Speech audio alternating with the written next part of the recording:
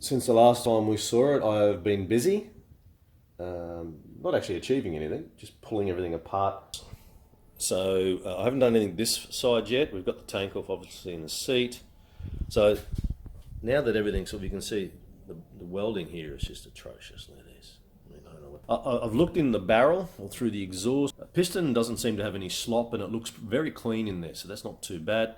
I'm going to work on the carbon on it, but I'm not worried about this section yet.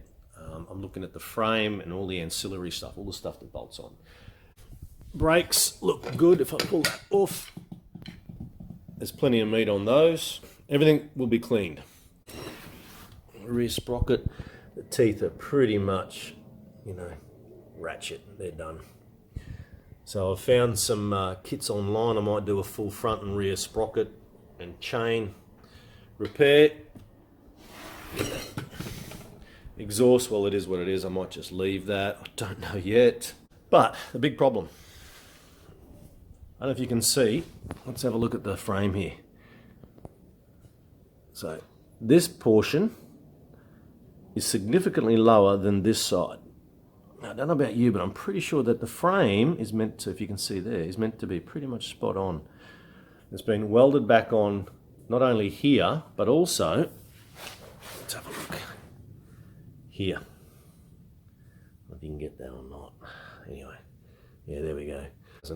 So I'm thinking, unfortunately, I might have to nip it off here and here, bash that in to get it straight, and then I might, when I re-weld it, because I'm not really ever welded, I might bring that up just a little further up here, and that will hopefully bring this up. Sounds good in theory. You can see there, just dives down. Had to work on stripping out the electricals, but I can't get this off. This is like your magneto. This is where the power's generated. And we've got a kill switch running up there. I think it's pretty much rat shit. This needs to be replaced. I'm thinking no front guard, sort of cafe racer style. So what I'm doing is I'm just laying it all out. Finally emptied the tank and it's got so much crud rolling around, you can hear it inside. I don't know if you can hear that. It's like, yeah, hear that? That's got dirt in it. We've got the shocks laid out. May just clean them. There's our chain, wheel adjusters for the chain tensioner. Seat, I think I spoke about that the other day, but I'm thinking I might piss that off altogether. We've got our rear swing arm. I'm going to clean that up. Chain, I'm going to disconnect everything, but I'm going to work my way through these things. I'm not just going to do this and whatever. Flip the bar or get some clip-ons. I don't know how that works. And drop it down and have it looking like a low bar. I don't know, some mirrors on the outside. Let us know what you think. Because pretty much as an ag bike or a farm bike, she's long gone from that. Yeah, everything else looks pretty okay actually. So we've got our brake assembly down here. Brake line for the cables. That had a bend in it. I'm going to bash that out a little bit. Kickstarter is a bit sorry. And then it's hitting up here. And we've got a little bit of damage going on here. All right, I was going to pull all this off, but just had a fiddle with it. And the other day I put the, where's the spark plug? Hello, darling. How are you? Hey? All right. I had the spark plug in there. I can't really show you because I'm holding my phone, but it just didn't feel like it was seating correctly. See? Like it's sitting in there. Let me get this out of the way. It was sitting in there and it felt, yep, clicked it in. And then I was pulling the Kickstarter down looking for a spark and there was no spark. So I thought, oh, crap, it's something else is wrong up here, is what I was talking about before. But it just falls out too easy. See? So normally there's like a metal ring in these, in this part here.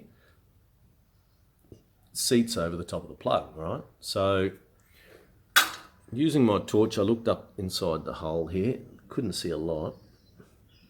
So took a gamble, and this here was taped on. So the tape up here was running all the way down. You can see a little bit left there. And then taped this on. So I rolled the tape off, Gave this a nice fucking tape on everything here. All right, I gave it a nice tug and off it came. Now that looks pretty dodgy to me. It's like a screw in there. I don't know if that's standard or not. Tell me if it is, people. Anyway, and this here, it's just like, what the hell? There's not much going on in there. Nobody's home. I can see a little bit of copper in there. So then I looked in, so I now got this in my hand, and I can see in there, and I'm going, I think it's just plastic. Won't focus. There's actually nothing in there. So again, I gave this a very big, hard reef. It's stuck on again now. Okay. And that came off. I know it broke, I don't care, because this is pretty much useless. And have a look in there. There ain't a thing in that. I don't know if you can see it or not. It is literally just plastic. So no wonder why I was getting no spark. So that can go in the bin. But now when I kick the starter down, I'll see if I can get this to work somehow. So let's have a look. You can hear it. There's the spark. So that just saved me a whole bunch of time trying to pull everything off. That is a big plus. That makes me a little happier. Now I just got to work out how to reconnect all the bits and pieces to the plug. I can whack it in here, and that's why I didn't pull the motor yet. And I can just see if we can get it started. That'd be nice. So that makes me happy, because that means it should fire up now, I'm pretty sure. Now I just saw something else in regards to that whole tail end of the bike that I mentioned earlier, where the frame looks like it's been completely one side broken off and re-welded back on. I just want to show you the mounts for the shock absorbers, and you'll see what I mean. I think that's been bent up as well. These are our mounting points for our shocks. Okay. As you can see, the shock, this mounting point on the left is bent in quite a lot in comparison to this nice square one. So I'm not going to belt the crap out of that yet, but I might even try and find a bit of pipe later to slide over here and lever it back. All fun and games when you're dealing with something that's this old. Ugh. These issues with this lead, so I went and bought a new lead from the shop with the 90 degree on the end there. The last one was all broken. I ripped it out to keep this part of it. Scratched back a little bit of the old rubber on this, put it in, spliced it as best I could. Anyway, I just wanted to see if the bike runs. And if we click the choke on, let's have a go at this.